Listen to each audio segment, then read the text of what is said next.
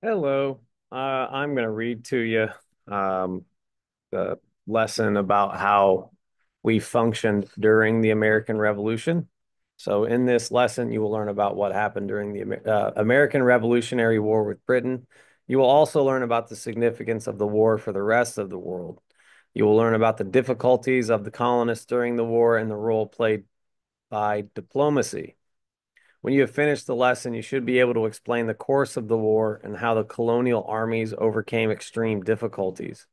You should also be able to explain some of the problems of government that Congress had to deal with during the war. How did the Revolutionary War begin and what was its significance? The night before the fighting broke out, Paul Revere made his famous midnight ride. He warned members of the citizen militia, called Minutemen, to get ready to fight. They gathered in Lexington and conquered. The role of the citizen militia reminds us that citizens are sometimes called upon to perform service to their nation. Calling upon the citizen militia as Revere did also gives us insight into why the founders added the Second Amendment to the Constitution. The amendment says that a well-regulated militia, being necessary to the security of a free state, the right of the people to keep and bear arms, shall not be infringed. The Revolutionary War, which lasted for 6 long years, ended in victory for the former American colonists. You learned in Lesson 7 that the first shots were fired on April 19th, 1775. That morning, skirmishes between American colonists and British soldiers broke out. The gunfire that opened the fighting later became known as the shot heard round the world. People said this because of the news of the American Rebellion and its demand for independence spread all over the world. Many nations eventually made the same demand of their own colonial rulers. The American Revolution changed world history. Achieving independence, however, was far more difficult than declaring it. Success often seemed impossible, but the Americans did not give up. So, what did the Second Continental Congress do to direct the revolution? On July 4th, 1776, Congress issued its formal Declaration of Independence, making a complete break from Britain. There was no turning back. The Continental Congress endured great difficulties in trying to govern during the Revolution. There were many arguments among the delegates to Congress. Because it did not have a legal charter for its existence, Congress could not force the former colonies, now independent states, to pay the costs of fighting the British. So soldiers often went unpaid, unfed, and without uniforms. To finance military expenses, Congress decided to issue paper money, but the paper was not backed by any precious metal. Therefore, it could not hold a steady, reliable value. Paper money did not solve the problem of lack of funds, which remained for the whole war. Congress tried to remedy the lack of a legal basis for its existence. In November 1777, Congress passed the Articles of Confederation. It was the country's first constitution, but the states took their time in agreeing to the new frame of government. It was not until March 1st, 1781, when the fighting was nearly over, that the Articles took effect. Even then, the Articles did not solve the problems of the new national government. You will learn more about the Articles of Confederation in Lesson 11.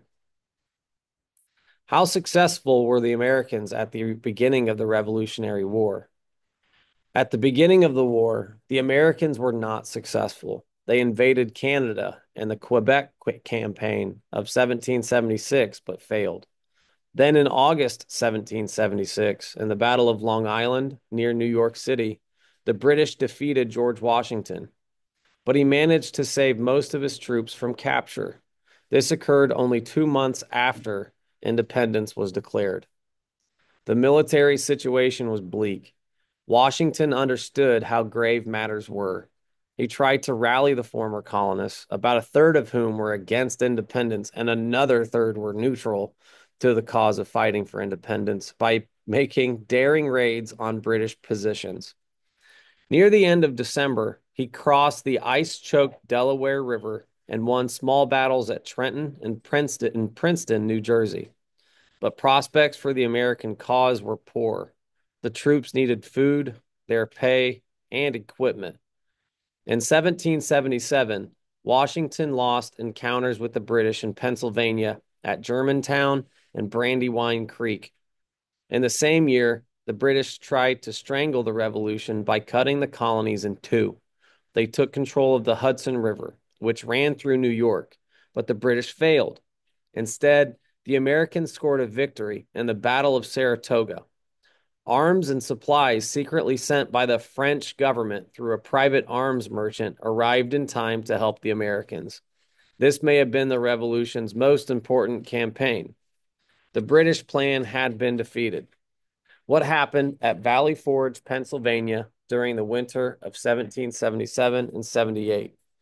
No one could see the importance of Saratoga until much later.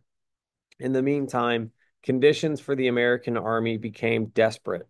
Soldiers suffered terribly from lack of food and shelter during the winter of 1777 and 78 at their quarters in Valley Forge, Pennsylvania.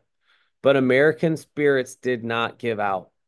Martha Washington joined her husband, sharing the hardships of a cold and bleak winter. She did what she could to assist the troops. She organized a campaign for supplies that the soldiers desperately needed. She was aided in her efforts by Benjamin Franklin's daughter, Sarah Franklin Batch. Together, they collected 2,200 shirts and 400 pairs of stockings for the freezing men.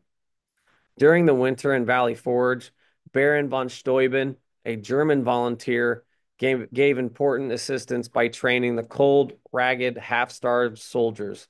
He raised their morale and helped make them into an effective fighting force. Some troops deserted, but others endured the terrible cold and hunger. The young French aristocrat and military commander, the Marquis de Lafayette, who was devoted to the American cause for independence, also spent the winter at Valley Forge. When spring arrived, the American forces, though in tatters, had endured. What part did diplomacy play in the outcome of the war? Events happening elsewhere, however, eventually turned the tide in the Americans' favor. Perhaps the most important event of 1778 occurred across the Atlantic in France. Congress had sent Silas Desney to France in 1776. He was successful in gaining arms and supplies, as well as the services of competent military officers. Later, however, Congress sent Benjamin Franklin to Paris, the capital of France, to seek aid. Franklin's fame as a writer and scientist preceded him. The French, who were sworn enemies of the British, admired him. For his part, Franklin showed great skill in diplomacy. Diplomacy is the practice of carrying on formal relationships with governments of other countries. The official representatives of countries must meet and discuss important issues to their governments. They work together in a peaceful manner to find solutions to common problems. In 1778, aided by the American victory at Saratoga, Franklin secured formal treaties between France and the United States.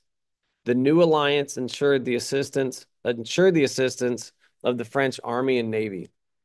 Making the most of his enormous popularity among the French, Franklin asked for loan after loan and was never refused. Franklin was not above hinting that the colonists might make peace with Britain, France's enemy, if the Americans did not receive what they needed. In the end, French loans, soldiers, and especially its navy were critical for the final victory in 1781. What happened in the South during the war?